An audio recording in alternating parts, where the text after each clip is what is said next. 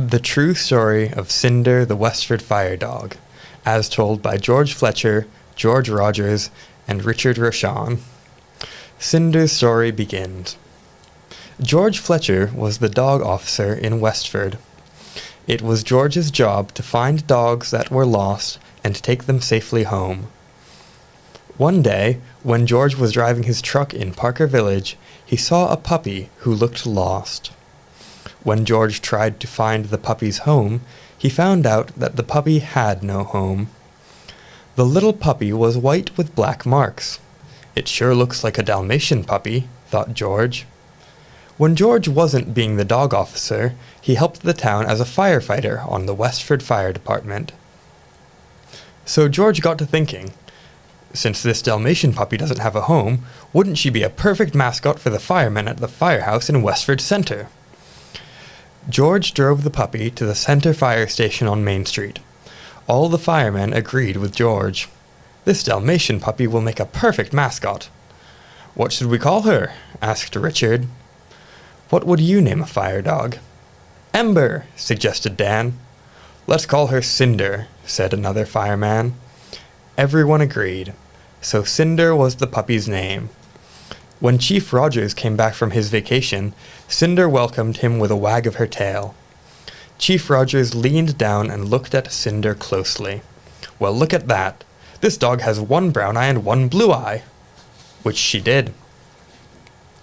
The chief agreed that Cinder would make a perfect mascot for Engine Number 1. Now Cinder had a home. When school children came to visit the firehouse, Cinder welcomed them with her wagging tail. She never barked or growled. She learned to stop, drop, and roll for the children, just what the children were taught to do if there was ever a fire at their house. When the fire bell rang, Cinder jumped into the front seat of the fire engine, ready to go.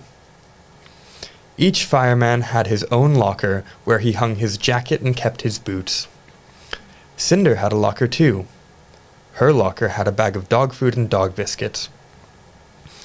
As Cinder grew, she got to be the size of an adult Dalmatian dog. Then she grew to be the size of a big Dalmatian dog. Finally, when Cinder was the size of a very big Dalmatian dog, the firemen took Cinder to Neshoba Valley Veterinary Hospital on Littleton Road for her yearly shots. Why is Cinder such a big Dalmatian dog? They asked. Cinder's mother may have been a Dalmatian, said Dr. Domitz, but it looks to me like her father was a Great Dane. On Apple Blossom Day each May, while firemen washed the engines and polished the brass fire bell, Cinder went to Four Paws Salon, where Pam fluffed and buffed the fire department's mascot.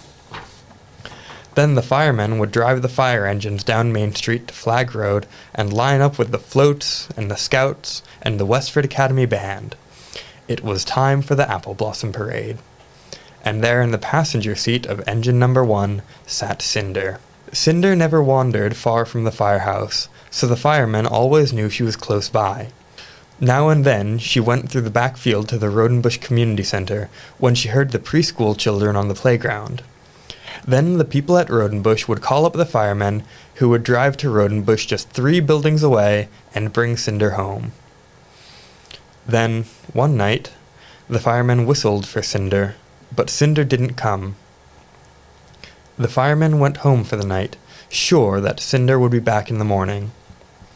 Cinder was not back in the morning, or the next day, or the next. Everyone in Westford was looking for the large Dalmatian Great Dane with one brown eye and one blue eye. The third morning, a phone call came from the town hall next door. They thought they had heard a whimpering sound in the basement. Then one of the firemen remembered. He remembered that he had gone next door to the town hall 3 days before to get something out of the basement, and Cinder had kept him company.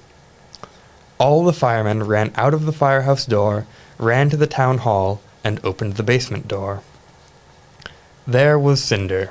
She had never barked or growled. She just lay on the basement floor, waiting for her friends to come and take her home. What a happy day that was at the Center Fire Station. Cinder rode in Engine Number 1 for many, many apple blossom parades. She walked more slowly as the years went on. She took longer naps. Then, one fall, the firemen knew that Cinder was too old to walk at all. When Cinder's life ended that September, the firemen had a small granite marker made. They placed it at the base of the honey locust tree in front of the firehouse. The marker says, Cinder, 1987 to 2001. Each September, the firemen place a rawhide bone on the marker.